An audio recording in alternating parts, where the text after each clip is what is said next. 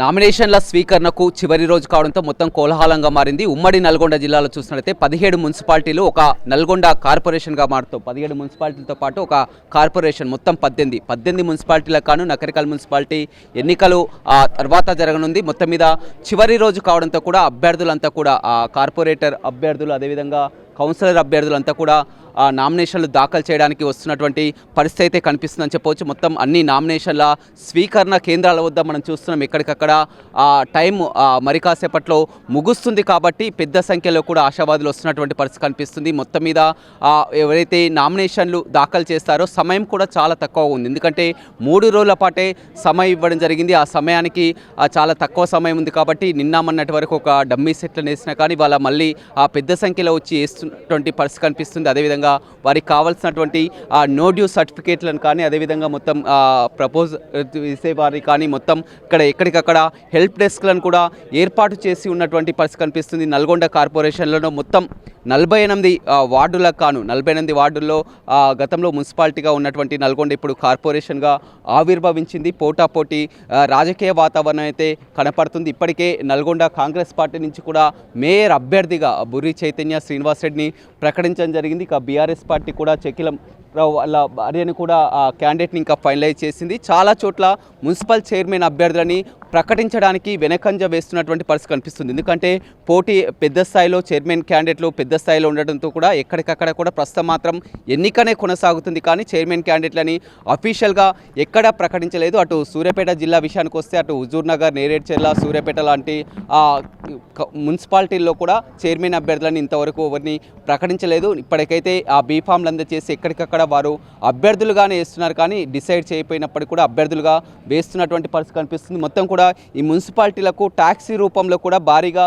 ఆదాయం వస్తున్నటువంటి పరిస్థితి కనిపిస్తుంది. ఎందుకంటే ఇప్పుడు నామినేషన్ వేసేవారు ఖచ్చితంగా వారి ఆ నో డ్యూ సర్టిఫికేట్ సమర్పించాల్సి ఉంటుంది. వారి ఇంటి పన్నులు కానీ నల్ల బిల్లులు కానీ పూర్తిగా చెల్లించాల్సి ఉంటుంది. ప్రపోజల్ చేసే వారికి కూడా చెల్లించాల్సి ఉంటుంది. కాబట్టి లక్షల రూపాయల్లో కూడా మొత్తం ఎక్కడికక్కడ ఆదాయం మున్సిపాలిటీలకు వస్తున్నటువంటి పరిస్థితి కనిపిస్తుంది. నేటితో కూడా నామినేషన్ల స్వీకరణ ముగియనుందని చెప్పవచ్చు. నిన్న మొన్నటి వరకు ఉన్నటువంటి ఆ నామినేషన్ల ఫామ్ని నింపాలన్న కానీ చాలా వరకు చూస్తున్నాం. ఎక్కడికక్కడ చాలా క్లిష్టతరంగా ఉన్నటువంటి పరిస్థితి అయితే కనిపిస్తుందని చెప్పవచ్చు. ఎందుకంటే టెక్నికల్గా ఏమన్నా మిస్టేక్స్ ఉన్నా కానీ రిజెక్ట్ అయ్యే అవకాశం ఉండడంతో కూడా మొత్తం 4 సెట్ల వరకు కూడా నామినేషన్లు దాఖలు చేయవచ్చు. కాబట్టి నిన్న 2 సెట్లు వేసిన వారు మళ్ళీ ఇవాళ మళ్ళీ ఇంకో 2 సెట్లు వేయడం, ఈ విధంగా లీగల్ అడ్వైజర్లను వెంట పెట్టుకొని వచ్చి కూడా చాలా క్షుణ్ణంగా కూడా ఫామ్లని నింపుతున్నటువంటి పరిస్థితి కనిపిస్తుంది. మొత్తం నియోజకవర్గ పరిధిలో కూడా ఏ విధంగా మున్సిపాలిటీలో కార్పొరేషన్గా ఆవిర్భవించిన తర్వాత 48 వార్డులకు కాను ఇప్పటి వరకు ఎన్ని నామినేషన్లు దాఖలు కావడం జరిగింది, అదేవిధంగా ఎంత ట్యాక్స్ వసూలైందో కూడా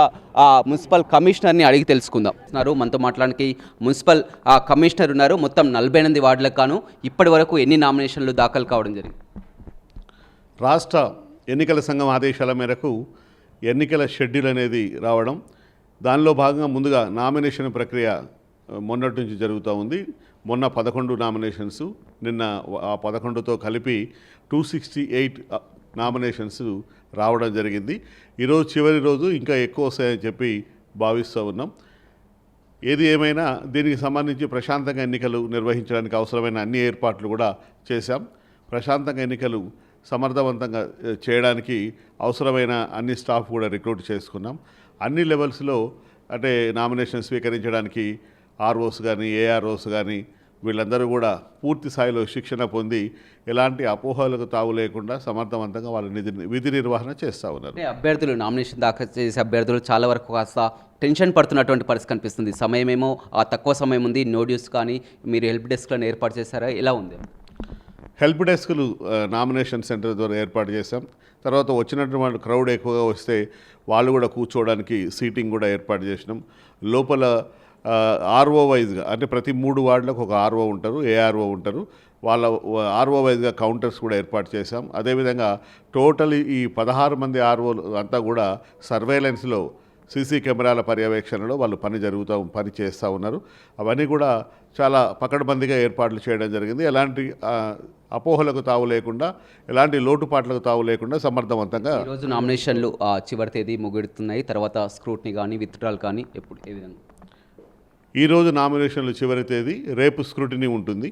ఓకే, స్క్రూటినీ తర్వాత విత్డ్రావల్సి ఉంటుంది. ఆ తర్వాత గుర్తుల కేటాయింపు, ఫైనల్ జాబితా, ఆ తర్వాత పోలింగ్ నిర్వహించడం 11న, 13న కౌంటింగ్ చేయడం. ఈ ప్రక్రియ అంతా కూడా ఏదైతే ఎన్నికల కమిషన్ ఇచ్చినటువంటి డైరెక్షన్స్ ఉన్నాయో, షెడ్యూల్ ఉందో ఆ షెడ్యూల్ ప్రకారం సమర్థవంతంగా జిల్లా కలెక్టర్ గారి యొక్క నేతృత్వంలో పనిచేస్తూ ఇవన్నీ కూడా సజావుగా జరగడానికి అన్ని ఏర్పాట్లు కూడా చేశాం. ఖచ్చితంగా సమర్థవంతంగా ఎన్నికల నిర్వహణ, కౌంటింగ్ కూడా పూర్తి చేసి తుది ఫలితం వరకు అందరూ కూడా అందుబాటులో ఉండి చక్కగా చేస్తామని చెప్పి తెలియజేస్తాం. అంటే పోలింగ్ కూడా 11 పోలింగ్ నల్గొండ కార్పొరేషన్గా మొత్తం కూడా పోలింగ్ సెంటర్స్ కూడా అంతా కూడా ఆ వేలో పోలింగ్ సెంటర్లు కూడా అన్నీ కూడా అంటే డ్రాఫ్ట్ కానీ ఫైనల్ పబ్లికేషన్ కానీ అయ్యి అన్ని పోలింగ్ స్టేషన్లను అన్ని రకాల ఏర్పాట్లు ఏదైతే ప్రభుత్వ మార్గదర్శకాలు లేదా ఎన్నికల సంఘం మార్గదర్శకాలు ఉన్నాయో దాని ప్రకారం ర్యాంప్స్ కానీ, టాయిలెట్ ఫెసిలిటీ కానీ, తర్వాత ఫ్యాన్స్ కానీ, ఎలక్ట్రిసిటీ కానీ, ఇట్లా అన్ని రకాల ఫెసిలిటీస్ అన్నీ కూడా ఏర్పాటు చేసాం. అక్కడ కూడా ఎలాంటి ఇబ్బంది లేదు. ఇప్పటికీ ఆ ఏర్పాట్లన్నీ కూడా పూర్తయినాయి. ఏదైతే సమస్యాత్మకమైన పోలింగ్ కేంద్రాలను అక్కడ కూడా సర్వేలెన్స్ ఏర్పాటు చేయడం, పోలీసు బందోబస్తు పెంచడం, ఇవన్నీ కూడా ఎప్పటికప్పుడు టైం టు టైం జిల్లా ఎన్నికల అధికారి దృష్టికి తీసుకెళ్లి వారి యొక్క నేతృత్వంలో పనిచేస్తూ వీటికి కూడా అవసరమైన ఏర్పాట్లన్నీ కూడా చేస్తాం. పెద్ద సంఖ్యలో ఆ నామినేషన్లు దాఖలు పడుతున్నాయి. పెద్ద ఎత్తున కూడా వారంతా కూడా ట్యాక్స్ని క్లియర్ చేయాలనుకుని మొత్తం చూస్తున్నాం. మొన్నటి నుంచి కూడా వారు అంతా కూడా క్లియర్ చేసుకొని నో డ్యూస్ పెద్ద ఎత్తున భారీగా ఆదాయం కూడా గతంలో మీరు చెల్లించమని చెప్పినా కానీ ఎవరు చెల్లించారు, కానీ ఖచ్చితంగా ఇప్పుడు చెల్లించిన తర్వాత నామినేషన్ లేదు. వాస్తవమే. అయితే ఇప్పుడు ఎన్నికల నిబంధనల ప్రకారం ఖచ్చితంగా కాంటెస్టింగ్ క్యాండిడేట్ డ్యూ ఉండకూడదు కాబట్టి నోటీస్ సర్టిఫికేట్ సబ్మిట్ చేయాలి. కాబట్టి ఎవరైతే పోటీ చేయాలని ఉత్సాహవంతులు ఎవరైతే ఉన్నారో వాళ్ళందరూ కూడా ట్యాక్స్ పే చేస్తున్నారు. చేసినప్పటికీ సరే మున్సిపాలిటీకి కొంత ఆదాయం అదనంగా వచ్చిందేమి లేదు. ఉన్నటువంటి ఆదాయమే ఏదైతే వసూలు కావాలనో అది ఇప్పుడు వసూలు అవుతుంది. సరే ఏది ఏమైనా మాకు రావాల్సిన బకాయిలు మాత్రమే వస్తున్నాయని చెప్పి ఈ సందర్భంగా తెలియజేస్తాం. రైట్, చూడొచ్చు నల్గొండ కార్పొరేషన్లో మొత్తం కూడా నామినేషన్లకు ఆ చివరి తేదీ కావడంతో అంతా కూడా మొత్తం హడావుడిగా మొత్తం ఎక్కడికక్కడ సమయం దగ్గర పడుతుంది కాబట్టి దాఖలు చేయడానికి వస్తున్నటువంటి పరిస్థితి కనిపిస్తుంది. అదేవిధంగా నో డ్యూస్ మొత్తం కూడా పెద్ద ఎత్తున కూడా గతంలో ఉన్నటువంటి బకాయిలంతా కూడా ఎవరైతే అభ్యర్థి నామినేషన్ దాఖలు చేస్తారో అతనికి ఇంటి బిల్లు కానీ నల్లా బిల్లు కానీ అంతా కూడా డ్యూస్ క్లియర్ చేయాల్సి ఉంటుంది. అదేవిధంగా నో డ్యూస్ కానీ అదేవిధంగా హెల్ప్ డెస్క్లు కానీ వారికి ఎలాంటి సమయం తక్కువగా ఉంది కాబట్టి ఎలాంటి ఇబ్బందులు లేకుండా కూడా అన్ని ఏర్పాట్లు కూడా పూర్తి చేశామని మున్సిపల్ కమిషనర్ చెప్తున్నారు. రవితో రమేష్, బిగ్ టీవీ, నల్గొండ.